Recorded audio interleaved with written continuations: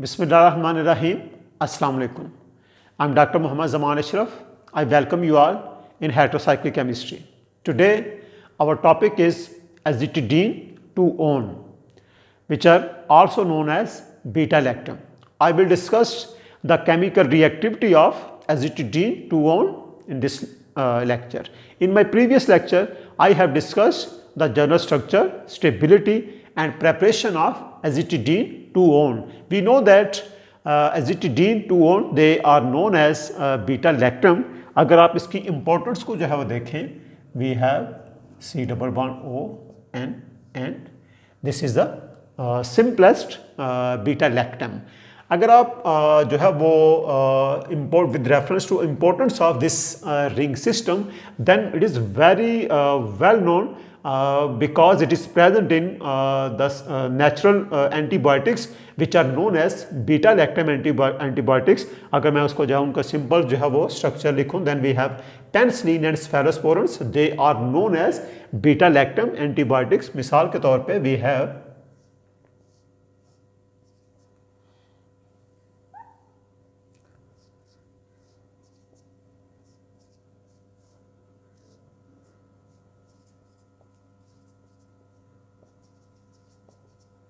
here we have C double bond O, then NH CO और यहाँ substitution है, यहाँ R जो है वो फिनॉक्सी हो सकता है, बेंजाइल हो सकता है, आप यहाँ R चेंज करके डिफरेंट स्ट्रक्चर जो है वो बना सकते हैं. It is beta lactam ring, यहाँ थायोजोलिडीन रिंग है और ये आपके पास बीटा लैक्टम रिंग है. It is known as penicillin.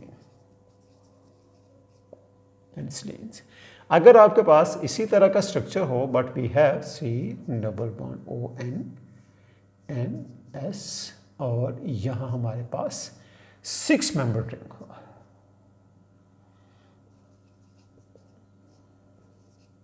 R NH, again we have C double bond O and then R. So here we have another R group. Here we have R group. यहाँ आप कोई भी heterocyclic या homocyclic या benzyl या कोई group लगा के डिफरेंट डेरिवेटिव जो है बना सकते हैं. और यहाँ हमारे पास जो R है ये मिथाइल या एसिटॉक्सी इस तरह के ग्रुप्स लगा के डिफरेंट डेरिवेटिव जो है वो बनाए जा सकते हैं. It is cephalosporin.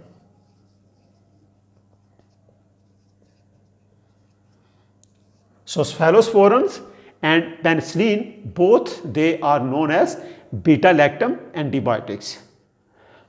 Both they known as beta-lactam antibiotics. ये जो आपके पास रिंग सिस्टम है यहाँ, ये जो आपके पास यहाँ रिंग सिस्टम है, this is beta-lactam.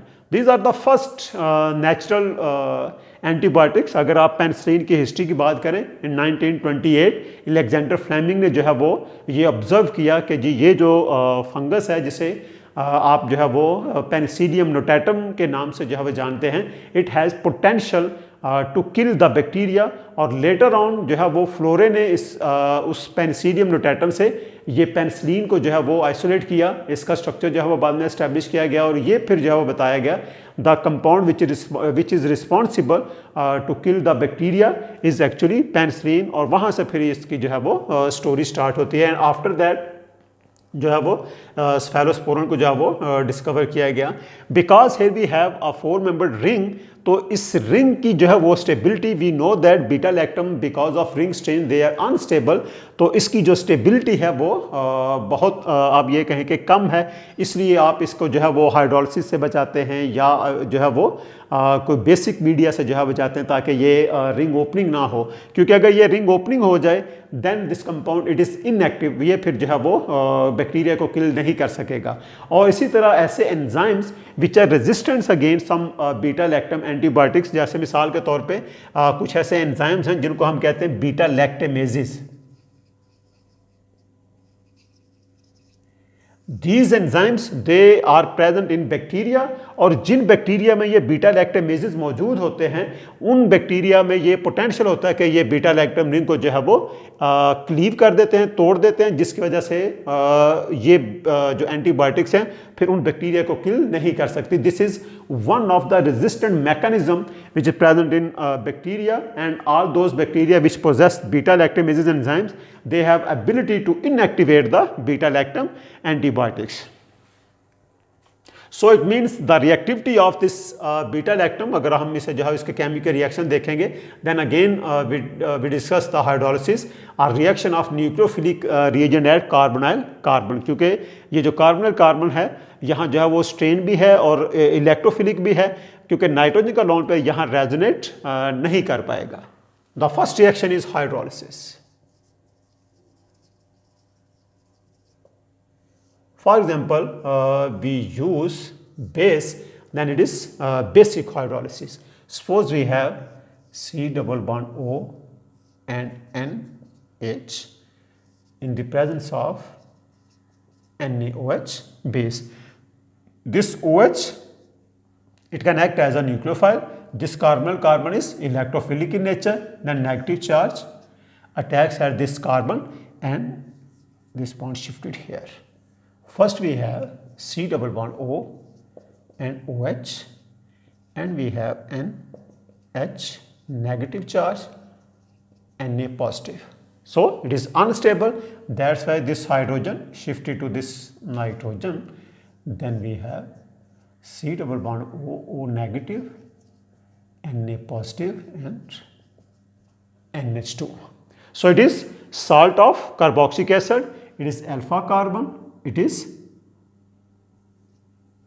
Beta carbon, और ये जो है आपके पास यहाँ नाइट्रोजन होगा, because it is alpha carbon, beta carbon, और ये डायरेक्टली इसके साथ नाइट्रोजन अटैच्ड है. So it mean this is beta amino carboxylate. ठीक है, या आप ये कह सकते हैं salt of beta amino carboxylic acids. So it means the basic hydrolysis of beta-lactam, it results in the formation of salt of beta amino carboxylic acid. Ring opening जो है वो हो रही है. इसी तरह अगर आप एमीन्स के साथ इसका रिएक्शन करते हैं, then it will gives us beta amino amides. मिसाल के तौर पे reaction with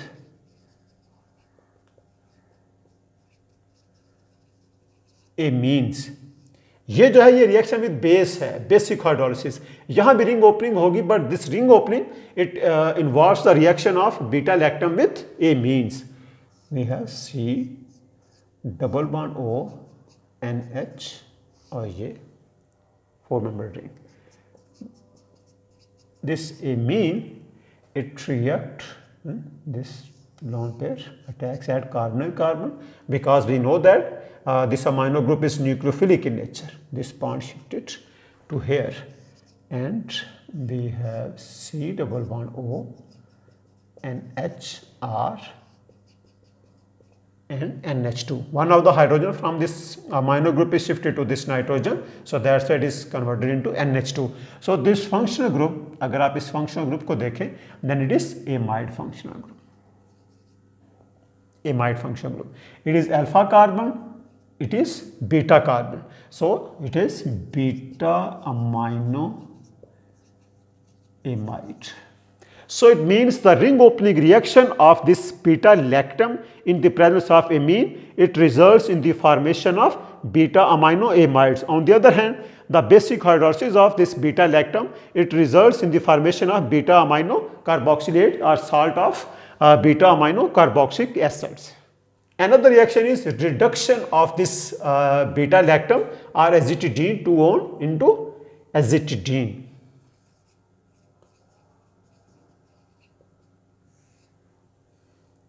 We have beta lactam, C double bond O and H. It react with